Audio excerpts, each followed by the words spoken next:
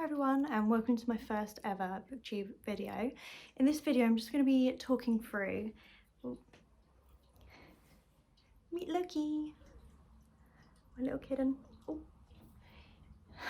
In this video I'm going to be going through my top 5 books of 2022 and also my lowest 5 books of 2022. So I'm going to start off with the top 5 because that's the more positive thing to do. So I'm not, some of these are quite basic to be honest, but that's because they're good and I just thought they're really good. So I'm going to go through them in no particular order. One of my favourites of the year is Verity by Colleen Hoover. So this book I'd heard really good things about and I had really high expectations and I wasn't disappointed. I absolutely loved it and I literally got my mum and my sister to read it so that I could discuss it with them. I just wanted to discuss the ending with them and what their theories were, whether they're team manuscript or team letter. Basically the book's about a writer who can no longer write anymore because she's had an accident and she literally can't talk, can't walk or anything. So they get someone else to come in and write her next books for her, and things just go from there. There's just like creepy things that happen because she goes and stays with the original writer's husband and his family, and loads of creepy things happen. And yeah, the ending is, it just changes everything that you've just read and you don't know what to believe, and it's just really good. I love books like that just you don't know what's real, who to believe. You've got unreliable narrators. I love that kind of thing. I got my mum and my sister to read it, and afterwards I even went on Reddit and was reading like theories and things like that because, sorry if you can hear noises, it's because the kittens are like play fighting just underneath me. But yeah, I was looking up theories and just getting other people's opinions on it, and I just wanted to discuss it with people. So are you team letter or team manuscript? I am team manuscript, although I haven't read the extra chapter that came out in another edition, so apparently that can change people's minds, but I haven't read that yet. I don't know if I ever will, to be honest, because I can't be bothered to buy the book again because I don't really see the point.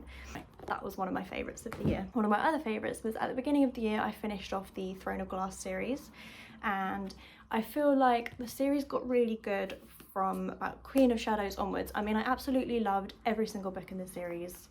It was just amazing, and I love her writing, I love her worlds, I love all the characters, I love absolutely everything about this series, and I definitely want to reread them and annotate them at some point because I know I'm never going to get rid of these books, so who cares if I write them and highlight things in them. But yeah, so these, but literally every book in this series is going to be on this list because they were just amazing, and I really recommend these books. It's the Throne of Glass series by Sarah J Maas, and I think altogether there's about 8 books, and the final book is nearly 1,000 pages long, which is ridiculous. I never thought I'd be able to get through that, and I actually read it in a week, which I was not expecting, but I was just really invested in the story, and I recommend them. If you have not read Throne of Glass series, pick them up now.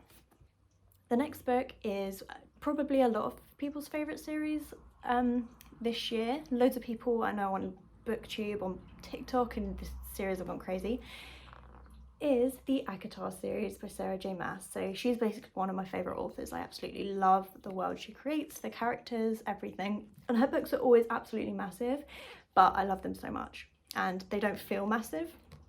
And I'd say out of the ACOTAR series, this is my favourite.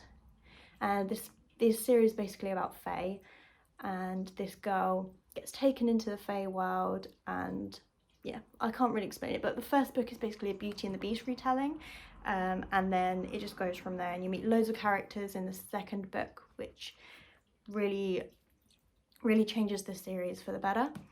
And yeah, I just couldn't put them down. And I'd say my favourite one of the series is A Court of Wings and Ruin, which is the least popular opinion, I think, because I think most people prefer the second book, which is A Court of Mist and Fury, but I feel like that book took me quite a while to get through, which made my enjoyment levels a little bit less. But I think that was just because I wasn't really in a reading mood or wasn't in a fantasy mood, so it did take me a long time to get through it. But anyway, this is my favourite one of the series, and these are really long. This is about 700 pages long, but that is one of my favourites. Another one of my favourite of the year is Kiss the Sky by Krista and Becca Ritchie, which is a book that I read on my Kindle. This is my Kindle. I've got a Kindle Paperwhite. And that is the 4th book in the Addicted/Calloway Sisters series. Yeah, it's 10 books in total, but this is the 4th book. It's 2 separate series that are 5 books in each series, but they kind of intertwine. So you read the first 3 books in the Addicted series, and then the next 2 books in the Calloway Sisters series, and then there's like a particular reading order that you have to read them in. And my favourite one so far was Kiss the Sky. I've only read that's the last one I read at the moment. I've read a little bit of the next one, but this one is basically Connor and Rose's story, and at first I wasn't a huge fan of those characters, but then reading the books really did make me love them. And the ending I was not expecting, but I absolutely loved the ending as well. I was just sat there with a massive smile on my face. So yeah, that's definitely one of my favourites of the year. Okay, and the next top books of the year are the Heartstopper graphic novels. So I wasn't expecting to necessarily like these. I've never tried any graphic novel before, and I thought that it looked kind of childish, but oh, I absolutely love them. They're like this. They don't take very long to read, maybe like an hour or less per book, but they're absolutely amazing. And the TV show came out this year, which I absolutely loved. I watched 3 times. So that basically just proves that I really liked it, because I never really rewatch TV series, but I did watch it twice by myself and then once with my sister, and I absolutely loved it. So it's just really, really cute, sad at the same time. There's definitely sad parts, especially in the 3rd and 4th books. So I am cheating a little. Ow! Seriously, don't bite me. Stop being aggressive.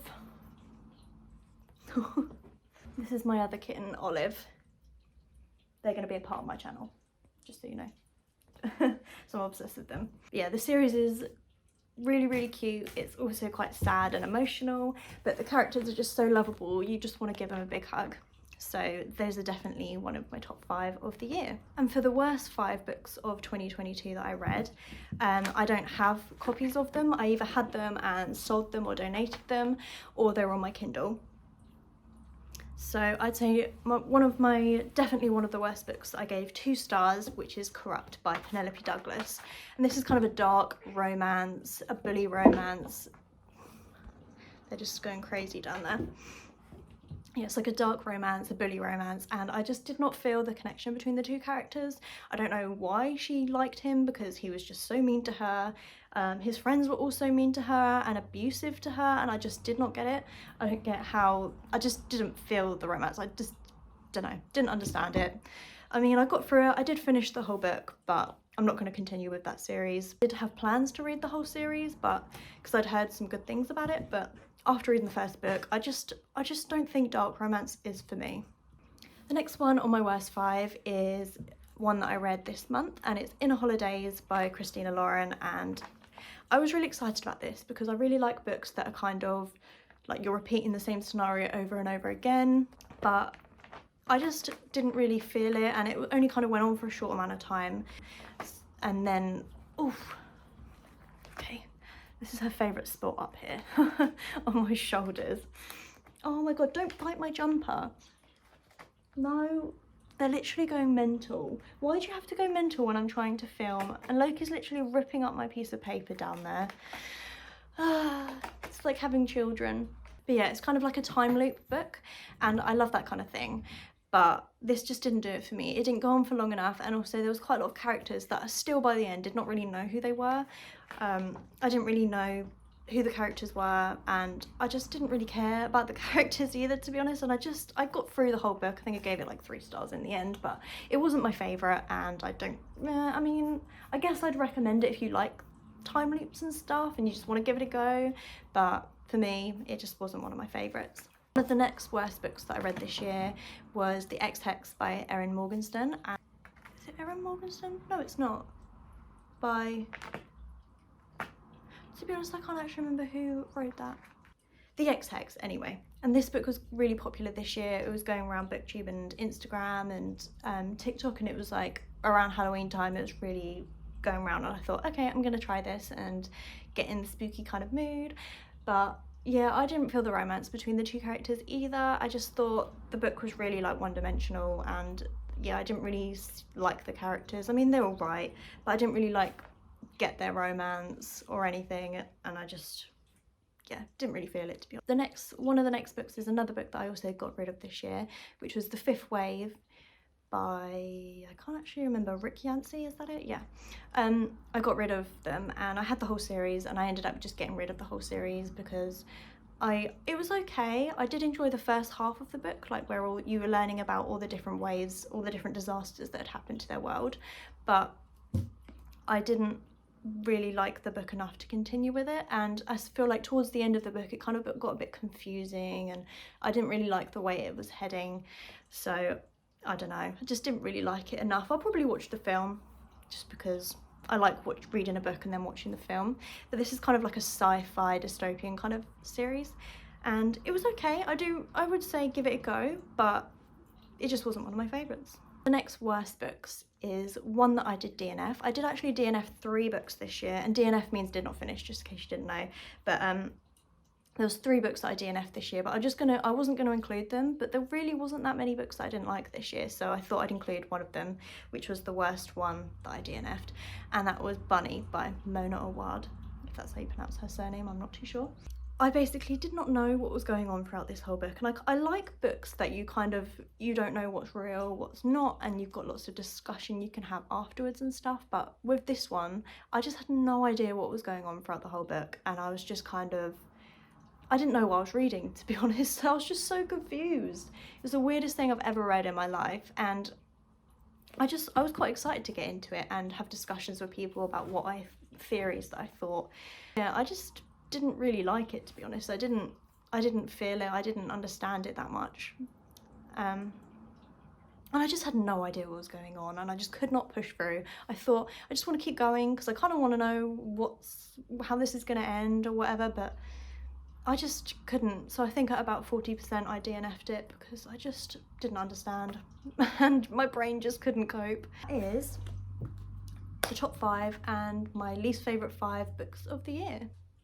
I hope you enjoyed my first booktube video, and leave in the comments below what your top 5 and your worst 5 books of the year were, because I would love to know. And I love watching YouTube videos around this time of year about people's top and worst books of the year, because it's just like you've got a whole year to read books and decide which were your favourite and which were the worst. I just think it's really cool. Please subscribe, I would really appreciate it, because being a new channel, and this channel is just for fun. I'm not taking it too seriously, I'm just kind of uploading whenever I fancy it and just have a little bit of discussion. So yeah, see you in the next video. Bye. Oh, making biscuits. Hey, alright gorgeous.